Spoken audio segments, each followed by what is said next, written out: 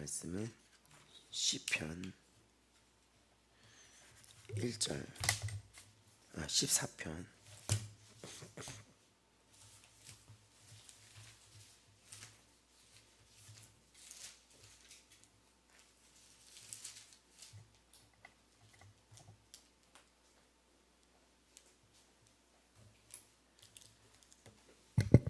자 14편 보시겠습니다.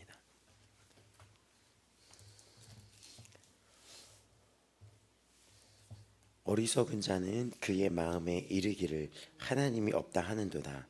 그들은 부패하고 그 행실이 가증하니 선을 행하는 자가 없도다. 여호와께서 하늘에서 인생을 굽어 살피사 지각이 있어 하나님을 찾는 자가 있는가 보려 하신즉 다 치우쳐 함께 더러운 자가 되고 선을 행하는 자가 없으니 하나도 없도다. 죄악을 행하는 자는 다 무지하냐. 그들이 떡 먹듯이 내 백성을 먹으면서 여호와를 부르지 아니하는도다.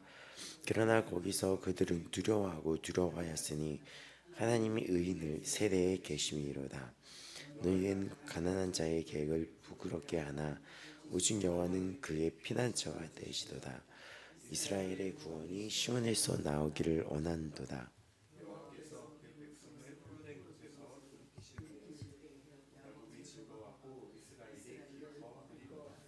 아멘. 자, 우리가 읽었던 지금 시편 14편은 죄악이 무엇인지, 또 그런 죄악 속에 그 예수님이 오셨고 예수님이 우리를 구원하셔서 우리를 회복시켰는 그 내용이 담겨 있습니다. 죄악은 무엇이면은 하나님을 인정하지 않는 거예요. 예배는 하나님이 살아계심을 인정해야지 드릴 수가 있는데, 사람들 삶에서 왜 예배가 무너지냐면은 하나님을 경외하는 마음이 있으려면은 하나님이 정말 살아계신 존재라는 것을 내가 깨달아야지 되는데, 그것이 무너지게 되는 것입니다. 그래서 지금 14편의 이 1절을 보면 어리석은 자는 그의 마음에 이르기를 하나님이 없다 하는도다. 하나님이 없다고 말한다는 거예요. 그러니까 하나님 없어.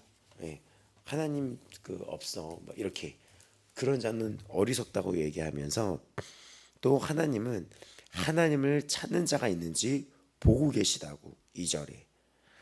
또 선이라는 것은 무엇이냐면 그 하나님을 찾는 게 선인 거예요. 다 죄악을 행하며 또 이들이 이렇게 있을 때 주님이 오셔서 우리의 피난처가 되시며 또 우리를 포로된 곳에서 돌이키신다라고 얘기하면서 우리를 자유케 하시는 예수님께 돌아가는 것, 그것이 예배라는 것입니다. 우리가 어저께 예배에 대해서 얘기했을 때 예배의 범주에 대해서 나눴는데, 예배의 범주라고 하는 것은 그냥 우리가 이렇게 현장에 나와서 이렇게 안에 앉아서 예배드리고 이것이 예배가 다가 아니라, 예배의 범주에는 뭐가 들어간다고 했었습니까? 로마서 14장 얘기하면서 이로써 그리스도를 섬기는 자는 하나님을 기쁘시게 하며, 그러니까 그리스도를 섬기는 자는 하나님을 기쁘시게 하는 자들이다. 거기서 섬긴다는 것이 결국 예배를 얘기하는 거예요. 예수님 앞에서 예배드리는 자, 또 하나님을 기쁘시게 하며 사람에게도 칭찬을 받느니라 라고 얘기했었어요. 근데 섬기는 자는 하나님뿐만이 아니라 이웃 간의 안에서도 이 관계가 주님을 기쁘시게 한다는 거죠. 그러니까 로마서 14장 18절 다시 한번 우리가 봤을 때, 여기 나왔던 섬기는, 이게 둘리오라는 거예요. 둘리오, 이게 뭐냐면은 그 안에 속하다, 그 안에 속하다, 종이 되다, 이런 뜻이에요. 그러니까 로마서 14장 18절을 다시 풀어준다면, 이로써 그리스도를 섬기는 자는 했는 이 섬기는이 둘리오라는 이 헬라어가 그에게 속하다, 종이 되다라는 거죠. 그러니까는 우리가 예배를 한다는 것은 예수님이 우리의 주인이십니다. 이 만유의 창조주이십니다. 이런 고백이 있다 그랬었죠. 우리가 이젠 제 종이 아니라 예수님께 속한 예수 그리스도의 종이 되었다라고 하는 고백이 이 예배의 자리인 거죠. 그래서 예배를 할 때는 창조주 하나님을 시인하고 나를 구속하신 주님을 시인하는 그 고백이 있어야 되는 것인데, 이런 고백, 내가 그거를 깨닫는 자는 하나님을 기쁘시게 한다는 거죠. 근데 이런 자의 특징이 사람에게도 칭찬을 받느니라라는 그 말씀이 있었어요. 그래서 여기 보면은 사람에게도 칭찬을 받는다. 그리스도를 기쁘시게 하며 하나님께도 또 사람에게도 칭찬을 받는다. 근데 이거는 뭐 인정을 받는다라는 뜻이 될 수도 있고 뭐 합격하다, 뭐 연단대회다, 합격하다라는 뜻이 있어요. 그러니까 하나님께 그 마음에 합한 자다, 그러니까 예수님을 주인으로 시인하는 자는 이런 뜻이 있는데 우리가 어제 이런 얘기를 한 거죠. 그러니까 예배의 범주는 하나님뿐만이 아니라 사람 사이에서 이루어진다는 이야기예요. 그래서 이 로마서 14장의 이 18절의 문맥을 쭉 따라가다 보면은 형제들에 대한 얘기예요. 그래서 로마서 14장을 보면은 로마서가 어떻게 되어 있냐면 1장에서 11장까지는 구원이 무엇인지, 복음이 무엇인지를 얘기해 주는 거예요. 우리에게 구원이라는 의미는 어떻게 이루어졌는지, 복음이 무엇인지에 대해서 나타나 있습니다. 그래서 이 로마서를 어떻게 얘기하냐면은 복음의 정수다, 복음의 진수다. 그래서 복음이 무엇인지를, 예수 그리스도의 복된 소식이 무엇인지를 알려면 로마서를 보라고 얘기를 하는데 1장부터 11장까지 우리가 다 죄인이었고 하나님이 살아계시며, 로마서 1장은 그들이 하나님을 이 자연을 통해서 부인할 수 없을 것이다 라고 얘기를 하면서 그 하나님을 인정하지 못하는 것이 죄인데 우리가 다 의인이 없이 다 죄 아래 있다는 거예요. 근데 한 의로움이 나타났는데 그것이 예수님이시며 예수 그리스도의 십자가의 죽으심으로 우리의 죄를 대신하심으로써 우리가 의로움을, 정죄함을 당하지 않는 의로움을 입게 되었다는 것입니다. 이러한 이 엄청난 기쁨의 소식 가운데 그래서 로마서는 12장부터 그러므로라고 얘기를 하는 거예요. 이 그러므로라는 것은 앞에 1장에서 11장을 말했던 그 모든 내용을 받으면서 시작하는 거죠. 그러니까 너는 어떻게 살아야 되냐? 너희 몸을 거룩한 산 제물로 드려라. 그러면서 자비하심으로 권하는데 너희 몸을 거룩한 산 제물로 드려라 라고 얘기를 하는 거죠. 그게 먼저 우리가 이 땅의 존재 목적인 거예요. 이런 와중에 그러면 12장부터는 이 성경이, 이 로마서가 어떻게 되어 있냐면은 12장은 거룩한 산제물로 드리는 것이 무엇인가, 거룩한 산제물로 드리라 그랬는데 이 거룩한 산제물이 무엇인가를 얘기하는 거예요. 거룩한 산제물이 무엇이지? 막 이렇게. 그러면 이 거룩한 산제물로 드리는 것이 우리 자신을 예배로 올려드리는 거죠. 주님을.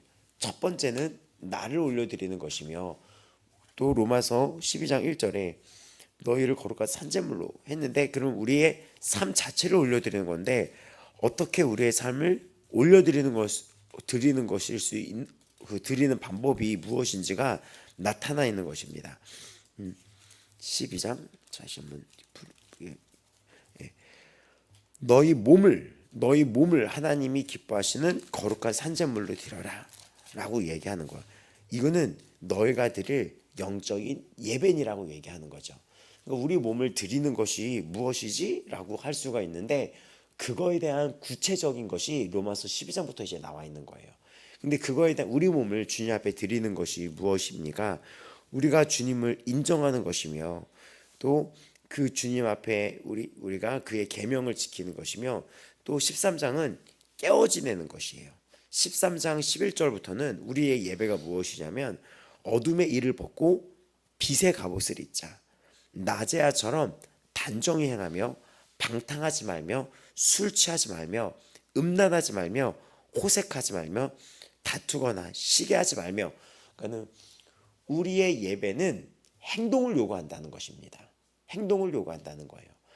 예배는 행동을 요구하는데 그것이 히브리서 11장을 보면은 예배의 그 모범을 보였던 인물들이 나오는데 첫째는 아벨입니다. 아벨은 하나님 앞에 첫 것을 드린 자였던 거예요. 그러니까 첫 것은 이 모든 것을 대표하는 것으로서 거기에는 이 모든 것이 하나님이 주신 것입니다 라고 하면서 첫 것을 드렸던 것은 우리의 그 11조 드릴 때 마음처럼 이 모든 창조주를 인정하는 것입니다. 둘째는 히브리서의 11장에 에녹에 대해서 나오는데, 에녹은 동행했다, 행했다, 칼라크라는 단어가 이 에녹을 묘사했던 것처럼 에녹은 행함이 있었던 자예요.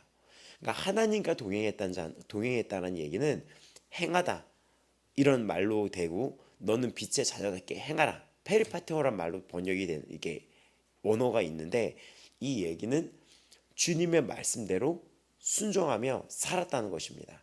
그럼 예배에 우리가 그 모범을 보여줬던 그 인물들을 우리가 분석해 보자면, 먼저는 하나님을 인정하고 이 모든 것이 하나님의 것이라는 것을 인정하는, 창조자 하나님을 인정하는 고백이 있었다는 것이며, 둘째로는 그가 하나님의 말씀에 순종하며 살았다는 것이에요. 그래서 로마서는 1장과 11장을 통하여 하나님이 이 땅을 창조했으며 또 그 주께서 우리의 죄를 씻어주사 우리를 하나님이 주신 형상대로 회복시키신 창조의 주님이란 것을 깨닫게 됩니다. 그리고 로마서 12장부터는 그런 우리는 예배자로 살아야 되라고 얘기하면서 너희 몸을 드리라고 얘기해요. 쉽게 이렇게 좀 더 설명하냐면, 성경은 너희 몸을 하나님 앞에 드려라 라고 얘기를 하는데, 그 우리는 어떻게 드리지? 라고 고민할 수 있는데, 그거가 성경은 구체적으로 나와 있어요. 교회가 메시지를 전하고 가르칠 때 어떤 부분을 놓치냐면, 우리는 예배하는 자다, 예배하는 자다, 이렇게 굉장히 멋있게 얘기를 하면서 예배하는 자다, 예배하는 자라고 얘기해요. 근데 그 예배하는 자라는 이 로마서나 또 복음의 정수다, 복음의 진수다라고 얘기하는 성경이 또 하나 있습니다. 신약 성경에 로마서와 더불어 뭐였다 그랬죠? 복음의 진수라고 했던 것이 로마서 말고 에베소서라고 했었잖아요. 네. 에베소서도 너희는 찬양하는 자라고 이렇게 시작을 해요. 찬양하는 자라고 시작을 합니다. 로마서도 너희는 예수 그리스도로 구원받은 자라고 시작을 합니다. 그러니까 너희는 너희 몸을 주님께 앞에 드려야 되는 것이 마땅한 거야 라고 이야기를 해요. 또 에베소서 1장도 너희는 복받은 자다, 근데 너희에게 복 주신 이유는 너희를 찬양하기 위해서다라고 얘기를 해요.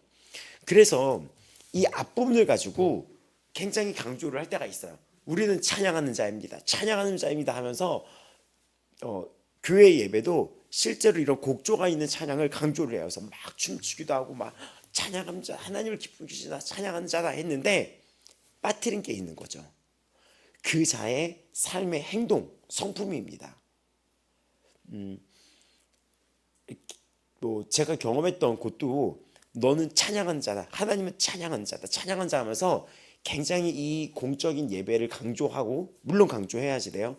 이 예배 때 찬양을 되게 많이를 해요. 정말 찬양하는 자다 하면서. 근데 그 교회는 성품의 문제가 너무나 심각한 곳이었어요. 근데 그 성품의 문제가 교인들한테도 흘러서 막 교인들이 화를 내고 싸움이 일어나고, 성도들의 기도 제목이 1순위가 이혼이 되며 막 분열이 일어나며, 이런 것이 실제 교회 안에서 벌어졌던 일입니다. 근데 우리가 이 예배의 범주라고 어저께 다룬 것은 좀 더 구체적으로 들어간다면은, 로마서가 복음으로 시작해서 우리 삶을 그 뒤에 파트 1과 파트 2로 나눴을 때 앞부분은 복음이 무엇인지를 얘기하면서 그 은혜를 기억하라는 거예요. 그러니까 구속자 대신 예수 그리스도를 기억하라는 것입니다. 그거를 알면 그 앞에 우리가 엎드려 절할 수밖에 없죠. 하나님 고맙습니다, 하나님 고맙습니다. 그래서 너희 삶을, 너희 몸을 주님께 드리라고 얘기하면서 그 드리는 방법이 무엇입니까? 술 먹지 말고, 술 취하지 말고, 음란하게 행하지 말고, 성적으로 죄짓지 말고, 또 호색, 이것도 다 성적인 죄죠. 그리고 다투지 말고, 막 질투, 시기하지 말고, 정욕을 위하여 이 육신을 정욕을 위해서 육신으로 살지 말라는 거예요. 육신의 일을 도모하지 말라라고 얘기해요. 보면은. 근데 이거는 놀랍게 에베소서 4장에도 나오고 에베소서 4장 24절에도 나오는 말씀입니다. 육신의 위를 위해서 살지 말라는 거예요. 이제 우리는 영의 위를 위해서 살라는 것입니다. 근데 이 부분을 또 더 자세히 이야기해요. 또 13장에는 너희가 그 위에 있는 권세들, 이 땅을 살아가는 법, 이 권위 있는 자들에게 복종해라 라고 얘기하면서 이 땅에서 우리가 크리스찬들은 막 이렇게 부딪히고 싸우는 자들이 아니라 그 땅의 그 사회의 이 구조를 인정하며 권위를 인정하며 나라를 위해서 기도하고 또 우리가 간음하지 말라, 살인하지 말라, 탐내지 말라 이런 것처럼 내 이웃을 자신같이 사랑하라 라는 것 안에 다 들어가 있다 라고 이야기하면서 사랑의 빛 외에는 빛을 지지 말라 얘기하면서 또 구체적으로 14장에 들어가는데 그것이 무엇이냐면 형제들끼리 싸우는 거예요. 자꾸 그러니까 어떻게 되는 거냐면 이렇게 되는 것입니다. 그러니까 당시에 이 14장이면 음식 때문에 싸우지 말라는 건데 이게 무슨 얘기냐면 당시에 시장에서 팔았던 음식들은 당시가 로마의 지배 아래에 있었기 때문에 로마 황제나 로마가 믿는 신이나 이런 우상 숭배를 한번 거치고 황제 앞에 올리고 또 이 우상 숭배 앞에 올렸던 그 음식들이 이 시장으로 들어왔던 거예요. 쉽게 얘기하면 제사 음식들 알죠? 제사 음식. 제사 음식들이 당시에는 황제를 숭배했기 때문에 그 앞에 드렸던 제사 음식들이 한번 거쳐서 시장에서 유통이 되고 있었다는 것입니다. 근데 그거를 두고 이 교인들이 그 음식에 있어서 의견이 갈리는 거예요. 누구는 그걸 먹어도 된다. 누구는 그걸 먹으면 안 된다. 그러니까 본인들끼리 싸움이 있으면서 뭐라고 얘기하냐면 이게 뭘 마시는 게 있다면은 야 그거 황제 거기 올라갔던 거 아니야? 그런 거 되지 말아야 돼. 우상의 재물에 대해서 손대지 말아야 돼. 근데 이 얘기 맞습니까? 틀립니까? 이 얘기도 생각해 보세요. 맞죠? 근데 야 예수님은 이 모든 거를 다 끝내버린 거야. 이건 그냥 음식일 뿐이야.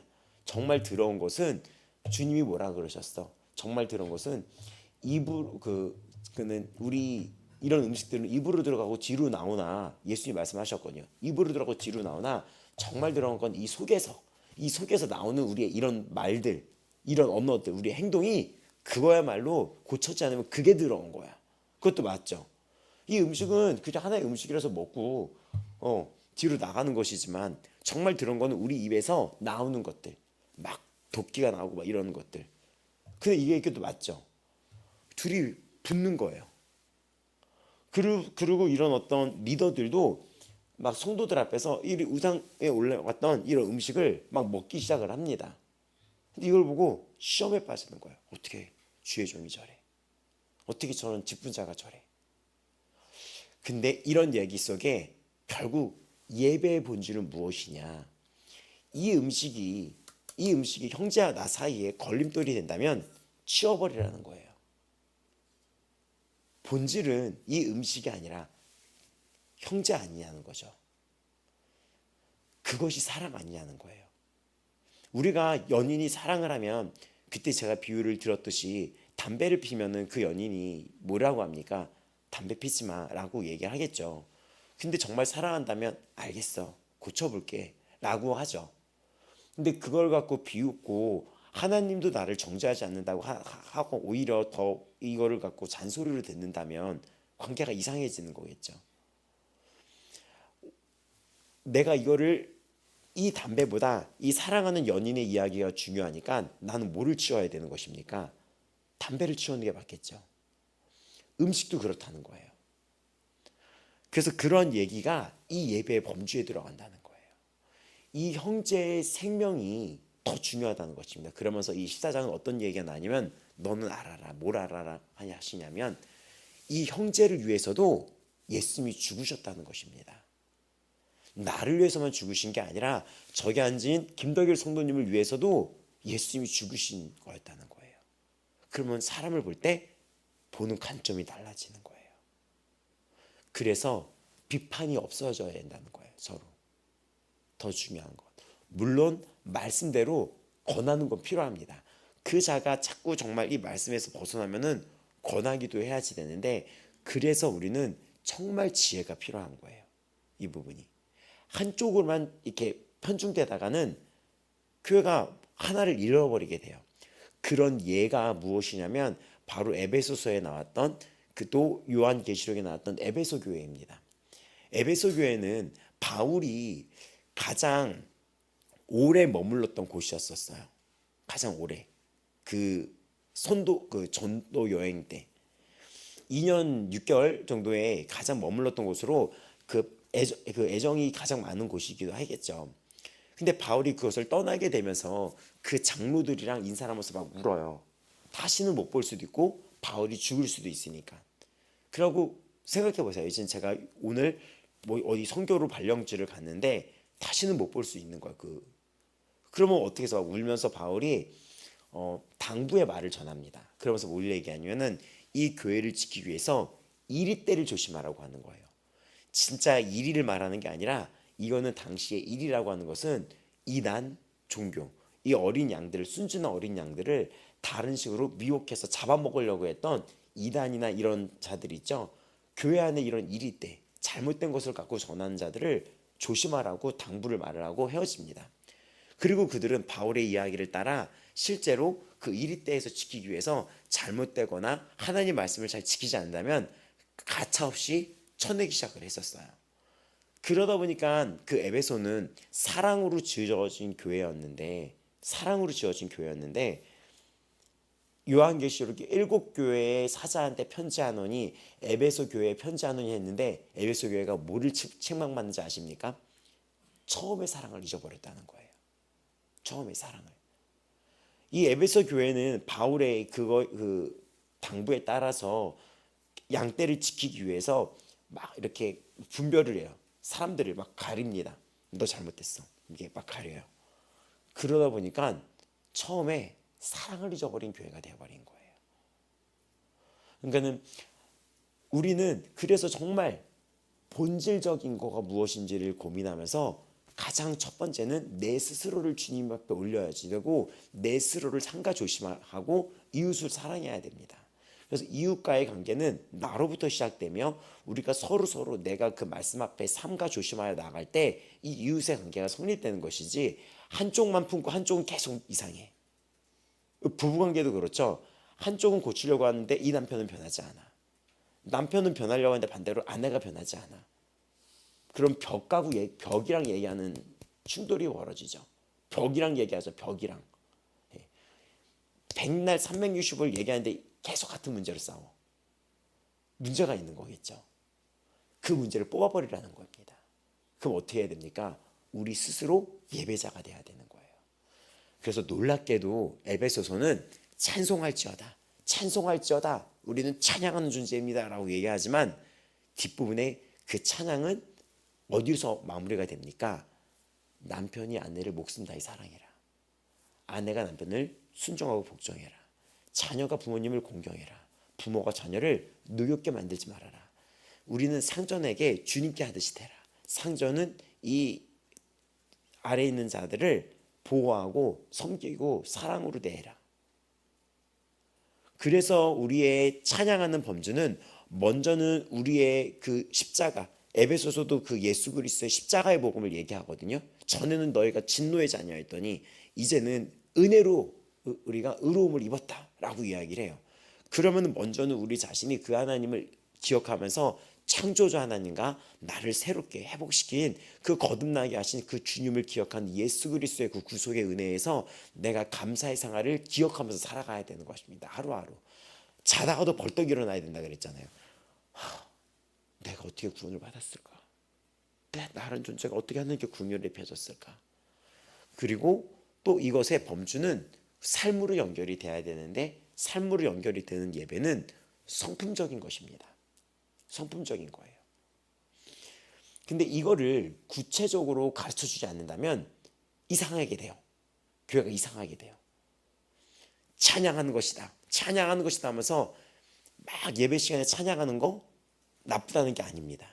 근데 그거를 하고 막 찬양하고 막 뛰어놀고 막 춤추고 그래요. 근데 그 예배 후에 죄를 짓는 경우가 있어요. 어떤 집회 후에 죄를 짓는 경우가 있고 주일 예배 후에 죄를 짓는 경우가 있습니다. 예배와 삶이 예배인데 연결되지 않는 것이에요. 그래서 이 예배는 그 범주에 대해서 얘기를 했을 때 이웃과의 관계에서 그 부분이 예배로 연결이 돼야지 되는 거예요. 그래서 이 로마서는 14장은 보면은 그런즉 우리가 13절에 보면은 다 서로 비판하지 마라. 부딪힐 것이나 거칠 것을 형제 앞에 두지 않도록 주의하라, 판단하라. 또 쭉 보면서 음식으로 말미암아 너희들 그러지 말라는 이야기로 마치면서 그 의심하고 먹지 말아라 이야기를 하는 것입니다.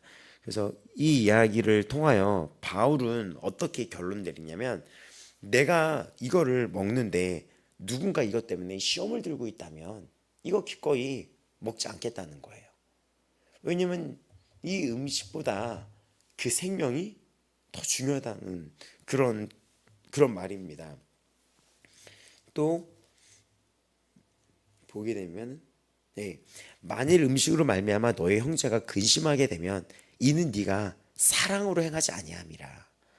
그리스도께서 대신하여 죽으신 형제를 이 형제도 그리스도께서 대신하여 죽었는데 15절 죽었는데 그 형제를 음식으로 망하게 하지 말아라 라고 얘기하는 거죠. 본질적인 거를 있는데 그거를 놓치지 말라는 것입니다. 선한 것이 비방받지 않게 하라면서 하나님의 나라는 먹고 마시는 것이 아니라 성경 안에서 있는 의, 평강, 희락이라 라고 이야기합니다.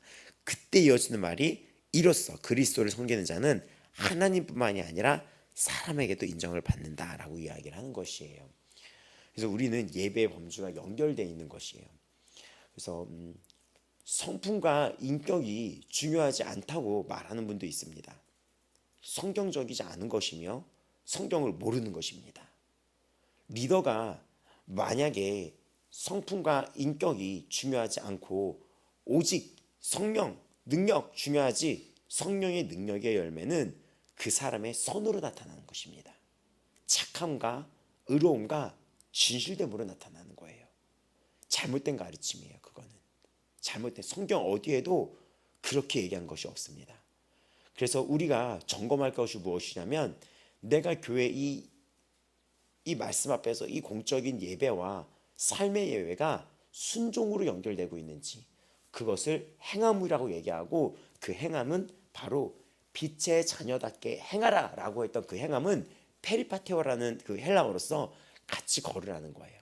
근데 이거를 굉장히 막연하게 가르쳐요. 같이 주니까 걷는 거지 라고 이렇게 할 때가 있습니다. 그 걷는 것이 무엇인지 아십니까? 말씀을 그 삶의 중심으로 두는 거예요. 내 이웃과의 관계에서도 말씀을 삶의 중심으로 대하는 것입니다. 내 이웃을 대할 때도 말씀을 중심으로 대하고 내 가족의 식구들을 대할 때도 말씀을 중심으로 대하는 거예요. 이 말도 어렵죠. 그렇기 때문에 로마서와 에베소서는 아주 구체적으로 나타내고 있어요. 남편은 아내를 목숨 다해 사랑하라는 거예요. 목숨 다해서. 목숨 다해 사랑하는 것이랍니다. 주무시면 안 돼요. 네. 중요한 얘기예요. 네. 남편은 아내를 목숨 다해 사랑하시라는 것이고 아내도 그런 남편을 섬기는 것이에요. 부모가 자녀를 내 것이냐 함부로 그 인격체인 그 자녀를 함부로 그 인격을 무너뜨리듯이 하면 안 돼요.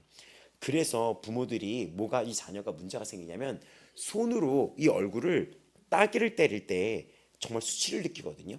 이 자녀들이. 이 자녀는 하나의 인격체예요. 나이가 어리지만 인격체입니다. 근데 이 인격체를 다스려 나가야지 돼요. 우리는. 근데 말씀을 기준으로 할 때 그 중심이 사랑이어야지 되는 거예요. 엄청. 왜냐?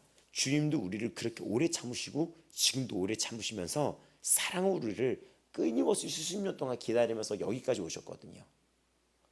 그러니까는 이 자녀를 양육하면서 주님의 사랑을 발견하고 하나님의 사랑을 발견할 수 있게 되는 것이거든요. 왜냐하면 주님이 나한테 내가 이 자녀한테 했던 것처럼 싸대기를 때리거나 주님이 그렇다고 생각해 보세요. 이렇게. 그러니까는 이 자녀를 양육할 때 주님의 사랑을 발견하게 되면서 이 모든 것이 다 발견이고 예배고 교회를 알게 되며 사랑을 알게 되며 하나님을 알게 되는 거예요. 남편이 아내를 통해 아내가 남편을 통해 교회와 그리스도와 예수님과 교회 관계를 알게 되는 것. 그러니까 이 모든 곳에서 우리는 주님을 발견하게 되는 것입니다. 그래서 이 예배의 범주의 이 이야기를 어저께도 했지만 다시 한번 얘기하는 것이 정확히 알아야 되는 거예요. 막연하게 얘기를 하고 막연하게 가르칠 경우가 있어요. 가끔 교회에서 찬양합시다, 우리는 찬양하는 거지 라고 얘기를 할 때가 있어요. 근데 그 찬양하는 것이 정확히 첫 번째는 예수님을 인정하고 그 예수님의 말씀과 그 뜻에 따라 행함으로 연결해 주는 것이 예배의 우리가 그 완성으로 나아가는 것이에요. 근데 우리는 이 예배를 온전히 완성할 수가 없어요. 육을 입고 살아가기 때문에. 그렇기 때문에 우리는 이거를 위해서 의지적으로 나아가야 되는 거예요. 이거를 서로. 그래서 에베소서에 보면은 교회를 얘기할 때 서로를 불쌍히 여겨라고 얘기를 해요. 왜냐? 내가 의지적으로 깎으면서 나아가는 이것이 우리가 그걸 알면은 고백하고 죄를 고백하고 이런 것들이 얼마나 마음이 짠합니까? 그래서 우리가 주일날 나눈 것처럼 모이기를 패하는 어떤 사람들의 습관과 같이 하지 말고 오직 권하여라고 하는데, 이 권한다는 것이 로마서 12장에 나왔던 모든 자비하심으로 권하노니 라고 했던 그 권한다. 또 권하여, 근데 뭘 권합니까? 서로 더 열심히 모이라는 거예요. 모이라는 것이에요. 모이려면 어떻게 해야 됩니까? 이런 비판 지점을 없애야지 더 가까워질 수 있죠. 그래서 이 이야기가 히브리서 10장 24절에 서로 돌아보라, 사랑과 선행을 격려하라 라고 이야기를 합니다. 그래서 굉장히 막연하게 우리가 막 이렇게 하시다 하니까 성경은 막연하지가 않아요. 성경은. 그래서 로마서와 복음의 정수, 복음의 진수라고 얘기했던 로마서와 더불어 에베소서는 우리는 예배하는 자로 살아가는 것이 이것의 결론이 되는데, 그 예배가 무엇인지를 뒷부분에 아주 상세하게 삶으로 연결을 시킨다는 것을 여러분 아셔야 되는 것입니다. 그래서 교회에서 찬양하는 거지 찬양하지 하지만 저도 조심해야죠. 찬양하는 거지라고 했는데 이 목사가 성품이 이상한다거나 분노 조절을 못한다거나 막 이 감정 조절을 못한다거나, 이거는 고쳐야 되는 것입니다. 또 이 말씀 앞에, 성도들이 이 말씀 앞에 삶에서 집에서 막 싸움 나게 된다거나, 뭐 부모와 자녀의 관계가 막 이렇게 지혜가 아니라 막 이런 억압과 막 이런 속에서 뭔가 노엽게 한다거나, 아니면 자녀들이 부모를 막 들이박는다거나, 이런 것은 우리가 이제 나를 발견하고 노력해야 되는 것입니다. 예배자로 노력해야 되는 거예요. 그 노력하는 과정이 서로가 보였을 때 얼마나 눈물겨운지 아십니까? 자녀가 부모님한테 그렇게 하고 부모가 자녀한테 사랑으로 대할 때, 이럴 때 완성이 되는 거예요, 교회가. 이럴 때. 그래서 범주 안에는 더 나아가서 로마서 15장 16절에 바울은 이 예배의 범주를 어디까지 확산을 시키니까, 그러면서 우리가 세상에 나가서 복음으로 살아가면서 이방인을 위하여 그리스도의 예수 일꾼이 되어 복음 제사장이 직분을 하게 하여 이방인을 제물로 드린다라고 이야기했었어요. 그러니까는 내가 전도하면서 예수 그리스도 이방인을 제물로 드린다는 것은 이 자를 예배자로 만들어 놓는다는 거예요. 예배자로 회복시킨다는 것입니다. 그러니까 우리의 삶은 우리의 가정으로 선행과 성품으로 연결이 되며 또 우리의 복음 전도의 삶으로 이것이 예배인 거예요. 그럼 교회는, 에베소서는 예배하는 곳이고 찬양하기 위해서 이 에베소서는 교회론, 교회가 무엇인지에 대해서 나타나는 건데, 그러면 너희들은 찬양해라 라는 그 범위 안에는, 범주 안에는 가정과 직장에서 우리가 겸손히 그렇게 칭찬받을 만한 자께 살아가야지 된다는 것이며, 또 우리의 삶이 복음 전도를 해야 된다는 것입니다. 그럼 이 땅의 교회는 무엇을 해야 됩니까? 터가 세워지지 않는 곳, 예수님을 모르는 곳, 이미 터가 세워진 곳 말고 터가 세워지지 않는 곳, 하나님의 나라가 세워지지 않는 곳, 그곳, 이미 예수님을 다 아는 애들 말고 그런 곳 말고 터가 세워지지 않는 곳에 그 이방인들, 그곳에 복음을 전하는 것입니다. 이것이 다 예배이며, 또 이거를 에베소서 5장 8절에서 10절은 빛의 자녀답게 행하라 라고 했는데, 빛의 자녀답게 행하는 것이 무엇입니까? 바로 착함, 그리고 의로움, 진실함이 예배의 행위며, 디모데전서 2장도 경건한 단정함이라고 이야기를 합니다. 그래서 우리는 항상 찬송의 제사를 드리자라고 이야기를 하면서 우리가 어저께 말씀 읽어드렸죠. 히브리서 13장 15절 16절 그리고 16절에는 오직 선을 행함과 히브리서입니다. 선을 행함과 13장에 보면 16절에 오직 선을 행함과 서로 나누어 주기를 잊지 말라라고 이야기를 합니다. 그러니까는 삶으로 연결되는 것, 모든 삶이 예배라는 것입니다. 모든 삶이 예배라는 거고 예배의 시작점은 나로부터 시작되는 거예요. 예배의 시작은 나예요. 나. 그러니까 내가 스스로 해야 되는 거예요. 너 오늘 이 말씀 들었는 거 몰라? 너 이렇게 하려잖아. 이거 절대 아니에요. 나로부터 서로 나로부터 시작해야 하는 거예요. 나로부터 나를 말씀 앞에 나를 비추어 보면은 각자 고쳐야 될 것이 다 있을 거예요. 게으른 자는 부지런해야지 되는 것입니다. 그리고 게으른 자는 부지런해야 되며 내가 어떤 부분에 연약한 점이 있는 자는 그거를 말씀으로 순종으로 밀고 나가야지 돼요. 그래서 우리는 삶에 이 말씀이 우리 삶의 우선순위가 되어야지 되는 것입니다. 그래서 이런 것 속에서 간단하게 한 5분 정도 그러면 우리가 이 예배를 드리는 하나님을 조금 더 알아야 되겠죠. 그래서 먼저 이 삶의 우선순위가 이 예배가 돼야지 돼요. 말씀 앞에 이 말씀 앞에 우선순위가 되어야 되는 것입니다. 그래서 우리 이 예배가 되게 중요한 것은 무엇이냐면 교회가 앉아야 될 게 뭐냐면 이 예배가 우선시 돼야 된다는 거예요. 근데 이 말이 마리아 마르다도 얘기하면서 우선시 되는 거야. 마르다도 필요하고 마리아도 필요해요. 그 무슨 얘기냐면 예수님이 그 마리아의 집에 갔는데 마리아 마르다가 이렇게 자매 이렇게 있는데 예수님이 오셨으니까 마르다가 분주한 거예요. 우리도 누구 집에 오면은 분주해지잖아요. 손님 오면은 막 청소도 하고 뭐 해야 되잖아요. 근데 이 마리아가 예수님 오시자마자 예수님의 그 발 앞에 딱 엎드려서 예수님이 무슨 말씀을 하나 막 귀를 기울여요. 근데 그때 그 발치에 앉아서 그의 말씀을 듣는데 마르다는 준비하는 일이 많아서 막 분주한 거예요. 그러다 보니까는 뭐라고 얘기하는지 알아요? 이 마르다가 예수님, 내 동생이 나 혼자 일하게 두는 것을 생각하지 아니하시나이까 쟤한테 나 좀 도와달라고 해달라고 얘기를 해요. 근데 예수님이 이렇게 말해요. 마르다야 마르다야 네가 많은 일로 염려하고 근심하지만 몇 가지만 하든지 한 가지만 해도 족하다. 그것이 무엇이냐면 이 마리아는 그 좋은 걸 택했다. 근데 마리아는 무엇을 택합니까? 말씀을 택하는 거잖아요. 근데 이것은 마르다가 했던 것이 잘못됐다는 것은 아니에요. 봉사의 일 당연히 필요하죠. 근데 우선순위가 있다는 것이에요. 그러니까 삶의 우선순위는 말씀이라는 의미입니다. 마르다는 잘못됐어 이거 아니에요. 마르다가 없으면 안 돌아가겠죠. 우리도 그런 마르다가 없으면 밥 못 먹잖아요. 근데 말씀을 중심으로 두라는 거예요. 말씀을. 근데 이 이야기는 우리의 예배 삶의 영역 속에서 예배를 중심으로 두고 예배를 중심은 말씀을 중심으로 두는 삶이며 이 말씀을 중심으로 두는 삶은 나의 삶의 영역에서 이 말씀이 내 삶 속에서 드러나는 것입니다. 근데 이 이야기가 왜 중요하냐면요. 교회들이 사역을 중요시하고 예배를 중요시 않는 경우가 있어요. 사역자들도 그거를 굉장히 생각을 해야 되는 게 무엇이냐면 사역자들도 사역이 되게 바빠요. 그래서 사역자들도 이 앉아있는 공적인 예배 시간에도 일을 해요. 우리나라의 사역자들은 거의 마르다가 되고 있는 것 같아요. 사역자들이 이 핸드폰이 손에서 떠나질 않아요.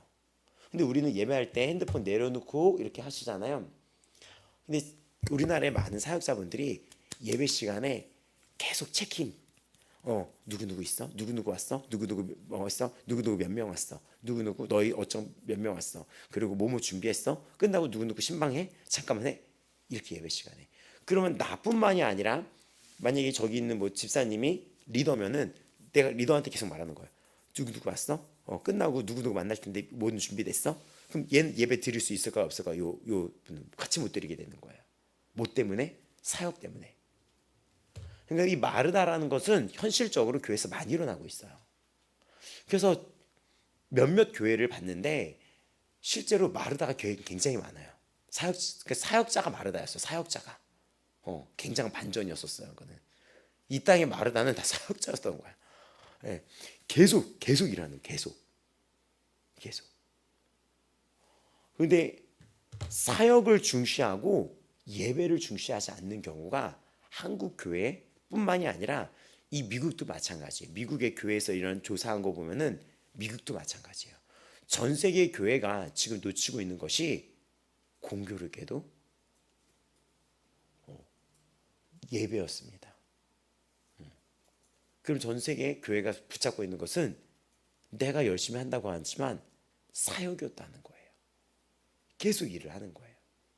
저도 근데 그렇게 배웠던 것 같아요. 첫 번째 교회부터. 누가 안 오면 전화하고 연락하고. 그래서 가만히 생각해보면 안 올 때는 성도 여러분들이 사정을 먼저 그 전에 알려주는 성도가 그게 옳은 모습이에요. 저 뭐 때문에 늦어요. 저 이렇게 말을 해주고 스스로. 그리고 스스로 주일 예배를 드리는 게 맞죠. 모태신앙이라고 했는데 그 자를 전화해서 깨우고 나이가 30이 넘고 40이 넘고 50이 넘었는데 그걸 전화해서 싸우고 막 너는 왜 토요일만 전화하냐. 왜냐면 토요일이라도 전화 안 하면 주일날 안 나오니까. 그 문제를 자기에서 찾아야 된다니까요. 사역자가 토요일에 전화해도 토요일에 전화한 것 때문에도 욕해요. 왜 토요일만 전화하냐고. 왜냐면 토요일도 전화 안 하면 네가 아예 안 오니까. 그럼 평상시에도 전화해 달래요. 그럼 평상시에도 연락을 하죠. 그래도 안 나와. 근데 이거를 이제 주일날도 하게 되는 거예요. 사역자들이 주일도. 일어났니? 막 이렇게. 이건 목양이 아니라고 생각해요. 이거는 회개해야 될 문제지. 이 목양은 정확히 그 솔루션을 준다면 회개하셔야 되는 거예요. 회개. 지금 우리가 성경의 주제가 다 예배인데. 그래서 이런 마르다가 사역자들 사이에서 굉장히 많이 일어나고 사역자들은 그런 사역을 이게 키워냅니다. 지금 방금 예시를 들은 것처럼 이 어떤 성도 한 명을 일꾼으로 만들어 버려요. 그러면 이 성도는 탈진이 돼 버리는 거예요. 이 성도의 갖고 있는 상황 속에서 영과 육의 상황을 배려해서 해야지 되는데 그냥 막 일꾼으로 만들어 버리는 거예요. 일꾼으로. 그러면은 탈진이 오죠. 이게 한국 교회만 이럴 줄 알았는데 제가 봤던 이런 어떤 미국의 목회에 대한 책을 읽어보면 미국 교회도 똑같더라고요. 이 부분이. 그래서 이 자가 이 삶의 말씀이 우선시 되고 그거를 전공을 하고 그 안에 누려야지 되는데 일꾼이 돼버리는 거예요. 일꾼이. 근데 그거를 본인이 감당하고 기쁨으로 나아갈 수 있는 한도 내에서는 문제가 되지 않아요. 하지만 사람은 이게 과해지면 예배에 영향을 받습니다. 예배에 영향을 받아요. 예배 때 너무 피곤해하며 졸기도 하고 이렇게 돼버려요. 그리고 예배 때 자꾸 일에 신경이 쓰여요. 사역에. 그러니까 이런 것들이 굉장히 많이 있고 그 예수님을 찬양해야 된 교회가 예수님이 어떠한 대접을 받고 있는지를 생각을 해야 돼요. 실제 오늘날의 교회에서 예수님은 어떠한 대접을 받고 있는지, 나는 주님을 어떻게 대하고 있는지, 나는 이 예배 때 공적인 예배 때 주님을 바라보는지 아니면 어떤 일을 바라보는지 이 부분을 점검해 봐야 됩니다. 그래서 이것이 요즘 이 시대의 교회의 영적인 재앙입니다. 이것이 영적인 재앙이에요. 사역자들의 이런 탈진과 너무 많은 이런 것들. 근데 이것을 정말 교회가 잘 조절을 해야지 되는 거예요. 그러니까는 내가 예수님을 오늘 바라보고 있는지, 정말 그 예수님을 기억하고 있는지, 그리고 내가 이 말씀이 사랑으로 흐르고 있는지. 근데 그게 만약에 사랑에서 일로 넘어가기 시작하면은 이 형제자매를 대할 때 사랑으로 대하는 게 아니라 일로 대하게 되죠. 그래서 교회가 안타까운 재앙은 이 자가 일꾼 취급당하는 거예요. 사랑을 배우는 교회가 되고 사랑을 주는 교회가 돼야지 그 안에 풍성한 예배가 세워집니다. 근데 내가 이 교회를 수년 동안 다녔는데 이 교회가 나를 일꾼처럼 여기게 된다던가 내가 그런 느낌을 받는다거나 그게 아니라 사랑으로 우리가 서로 섬기고 사랑으로 배워나가야지 되는 거예요. 이거는 우리 각자 모두 해야 되는 것입니다. 그래서 활동을 많이 하지만 예배를 거의 드리지 않는 자들도 있고 사역을 중시하지만 예배를 중시하는 정도가 있고 또 굉장히 실용적인 것, 교회가 실용적인 걸 추구하다가 가장 중심을 놓치는 경우가 있고 그러다가 교회의 소명을 놓치게 되는 거죠. 그래서 마르다가 굉장히 많고 마리아가 적는 거예요. 예. 우리 사역자들도 저도 마르다로서 굉장히 많은 활약을 했던 것 같아요. 예배 시간. 그러다 나중에 내가 예배가 무너진 거예요. 공적인 예배가 무너진 거예요. 그때 엄청난 위기가 왔었죠. 항상 제 삶의 위기는 돌이켜 본다면 제 삶의 위기는 어떤 환경이 아니었던 거예요. 그 환경이 저를 힘들게 했지만 그 환경이 힘들었던 것보다 제 삶의 위기는 첫 번째 교회가 힘들었을 때 무엇이냐면 제가 예배가 무너지는 거예요. 그때 예배가 무너졌을 때 완전히 방황을 하더라고요. 가장 힘들었을 때가 언제냐고 물었으면 그냥 이런 시절 살았을 때 이런 환경 속에서 살았기 때문에 이게 아니었던 거예요. 가장 힘들었을 때는 제가 오히려 물질도 벌고 교회도 열심히 섬겼을 때 그 물질과 함께 교회를 섬겼던 그 순간에 제 예배가 무너졌었어요. 참 아이러니하죠. 이거는 모순되죠. 이게 제가 물질도 벌고 하나님께 기도했거든요. 이 물질 벌면 교회 열심히 섬기겠다 해서 실천을 했었어요. 조금 벌었을 때부터 물질로 섬기고 싶어서 그게 꿈이었었어요. 왜냐면 물질로 섬기는 분들이 너무 부러웠었거든요. 근데 진짜 그렇게 됐는데 그때 제 예배가 무너졌었어요. 가장 많은 주님 앞에 물질적인 헌신을 드렸던 그때. 근데 그때 너무 힘들었었어요. 마음이 공허하고 온갖 이 죄성이 이 안에 다 있고, 그리고 또 교회를 옮겼었는데 거기서도 힘들었을 때는 사역자가 돼서 사역의 일이 굉장히 많아졌어요. 정말 열심히 사역을 했었어요. 하루에 2-3시간씩 잤었어요. 건강이 안 좋아지더라고요. 근데 제 안에 예배가 무너지더라고요. 그러니까 이런 것들이 마르다가 많고 마리아가 적게 되는 것입니다. 너무 일하는데 심취한 나머지 자신의 상태는 돌아오지 않게 됐던 거예요. 나의 상태는 프로그램대로 짜여주고 조직적이고 바삐 움직이고 이렇게 하지만 예배가 소홀히 될 때가 있고, 또 우리 일꾼들을 직원들도 관리하고 교회가 홍보도 하고 목표도 세우고 성공지향적으로 막 나아가요. 그리고 숫자에 예민합니다. 교회가 숫자에 예민하며 정작 예배는 소홀히 하면서 홍보를 하고 숫자, 성공, 또 유행을 따르는 세상 문화도 교회에 도입도 돼요. 근데 하나님이 받으실 만한 참된 예배, 영적인 예배를 놓칠 때가 있습니다. 그래서 미국에도 제가 이번 자수월초를 했더니 미국 안에 1,000억 달러가 넘는 그 시설을 갖춘 교회가 30만 개가 넘는데요. 대형 교회가. 근데 그 중에 참된 예배자는 몇이나 될까? 라는 질문을 해봅니다. 그런 정말 참된 예배자는.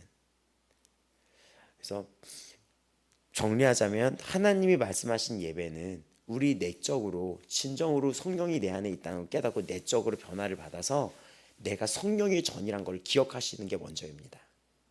성령을 받았잖아요. 우리가 성령이 내 안에 있잖아요. 그러니까 말씀이 있고 성령이 있고 예수 그리스도의 사랑이 내 안에 있잖아요. 예수님의 사랑이 나를 살린 거잖아요. 그 사랑이 나의 증거고 나를 살린 거잖아요. 그 사랑이 나의 증거잖아요. 십자가의 사랑이. 내 안에 성령이 있습니다. 내 안에 말씀이 있어요. 그리고 나는 주님이 거하는 전이 된 거예요. 그러니까 몸과 영을 잘 돌봐야지 돼요. 그럼 그것도 예배인 거죠. 나를 돌보는 것, 주님을 사랑하는 것, 그 주의 사랑이 내 안에 있다고 나를 살렸다는 것, 그리고 또 이웃을 위해서 이 비판점을 없애려면은 나는 희생적일 수밖에 없어요. 내가 이 교회 형제자매들 안에서 나로 인하여 누군가도 시험 들 수 있다는 걸 생각한다면 나는 희생적인 삶을 살 수밖에 없습니다. 그래서 이런 관계 속에서 예수님을 알게 되는 거예요. 또 이 말씀 앞에 나아가려면 이 말씀에 적극적으로 살아갈 수밖에 없는 거예요. 그리고 우리는 이런 희생적이고 적극적이고 예수 그리스도의 삶을 깨달아가는 이 삶이 복음이 되면서 우리 삶에 생산이 나타나는 것입니다. 우리 이 예배의 생산이 나를 통해 예배자들이 생겨나는 것이에요. 이 교회를 통해.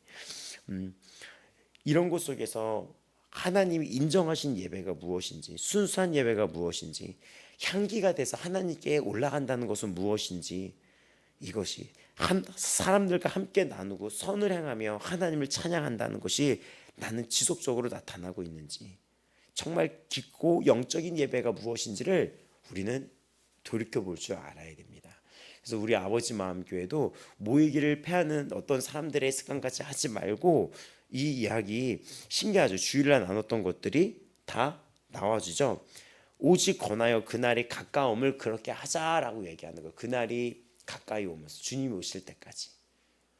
그러니까는 우리가 저도 더 노력을 해야 되겠고, 사랑을 서로에게 배우고 사랑을 배우는 교회가 됐으면 좋겠습니다. 그리고 서로를 존경하고 존귀하게 여기는 교회가 되었으면 좋겠습니다. 그런 교회가 되기를 바랍니다. 서로를 존경하고 위하고 같이 기도해주며 같이 아파하고 같이 웃어주며 내가 존중받는 느낌을 받고, 교회에서 또 서로의 모습 속에 사랑을 알게 되는, 그것이 예배예요. 그런 교회 되기를 원합니다. 내가 이런 예배의 범주 앞에서 오늘 나는 놓치고 있는 것이 무엇인지 여러분 떠올려 봤으면 좋겠습니다. 나의 성품, 성품의 열매, 선을 행함, 가정과 직장에서, 또 나의 입술의 열매는 어떤지, 이런 걸 들어봤으면 좋겠어요. 우리 기도 이제 하시겠습니다. 네, 기도할 때 우리 교회가 주 안에서 사랑으로서 나아가고 이런 깊은 그 영적인 의미의 교회 되게 해줘서, 영적인 의미로 주님이 원하시는 정말 참된 예배는 몇이나 되겠습니까? 지금 이곳에, 이 땅에 참된 예배자는 몇이나 되겠습니까?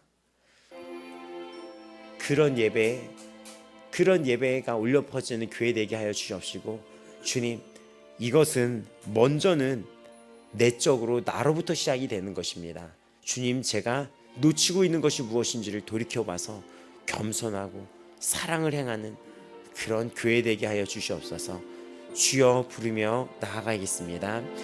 주여!